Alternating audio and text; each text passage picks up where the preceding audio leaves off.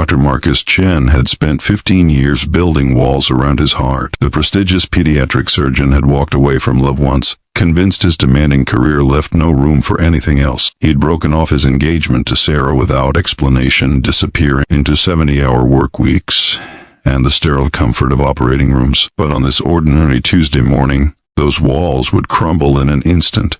The emergency case seemed routine at first. 4 premature newborns, quadruplets, fighting for their lives after a complicated delivery. Marcus scrubbed in mechanically, his mind already mapping out the delicate procedures ahead. But when he stepped into the NICU and looked down at those 4 tiny faces, time stopped. 4 pairs of eyes, still unfocused but unmistakably shaped like his own.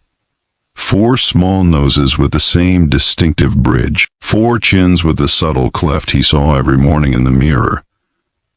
His hands trembled as he reached for the chart. Mother's name, Sarah Chen. His breath caught. She'd kept his last name. The nurse beside him asked if he was all right, but Marcus couldn't speak. 15 years ago, he'd left Sarah standing in a coffee shop, too afraid to tell her he'd just been diagnosed with a genetic condition his doctors said made having children nearly impossible. He'd thought he was protecting her from a childless future.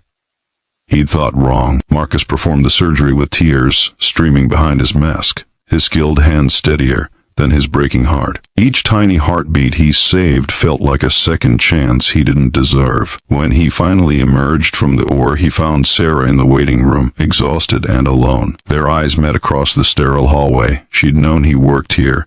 She'd chosen this hospital deliberately. Through her tears, Sarah explained she'd discovered she was pregnant weeks after he left. By the time she tried to find him, he'd moved across the country. She'd raised their daughters alone, working double shifts, never giving up hope. When the quadruplets came early, she'd taken the risk of bringing them to his hospital, praying he might be the one to save them. Marcus dropped to his knees before her. 15 years of regret pouring out in broken apologies. But Sarah's hand found his face gently. She whispered that some stories don't end.